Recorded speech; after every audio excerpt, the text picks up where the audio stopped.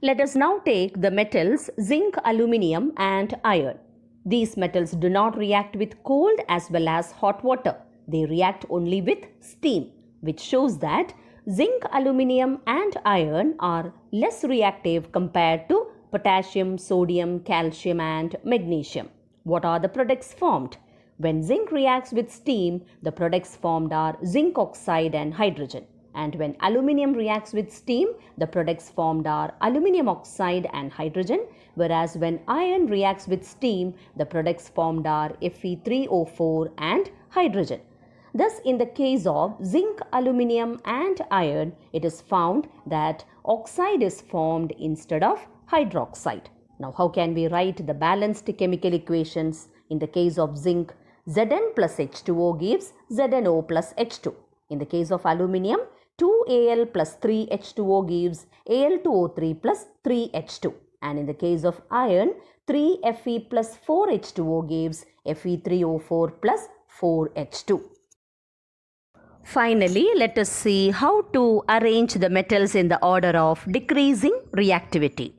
Potassium more reactive than sodium, more reactive than calcium, more reactive than magnesium, more reactive than aluminium, more reactive than zinc, more reactive than iron, more reactive than copper, which in turn is more reactive than mercury. So, out of the metals given, potassium is the most reactive and mercury is the least reactive. Thus, as we move from potassium to mercury, the reactivity decreases. Metals like copper, silver, gold and mercury do not react even with steam. So that is the reason why these metals are considered as least reactive metals. You can see the experimental setup used for the reaction of a metal with steam. For example, consider aluminium or iron. The metal sample is taken. When heated, water present in glass wool forms steam, which then reacts with the metal sample. Hydrogen gas evolved will pass through the bent delivery tube. The other end of the delivery tube is kept immersed in water taken in a trough or a beaker.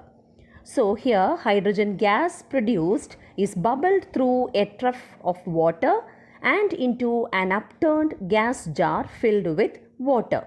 Hydrogen is thus collected by downward displacement of water as it is less denser than water. Hydrogen is also insoluble in water. We can thus conclude that metals react with water to produce either a metal oxide or metal hydroxide. Hydrogen gas is evolved and metals differ in their reactivity towards water.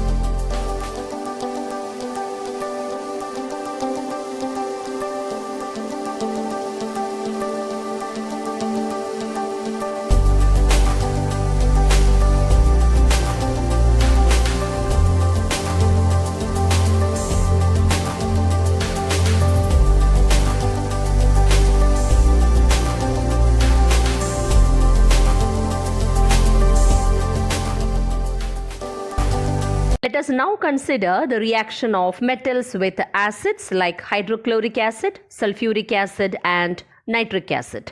When a metal reacts with an acid, the products formed are salt and hydrogen gas.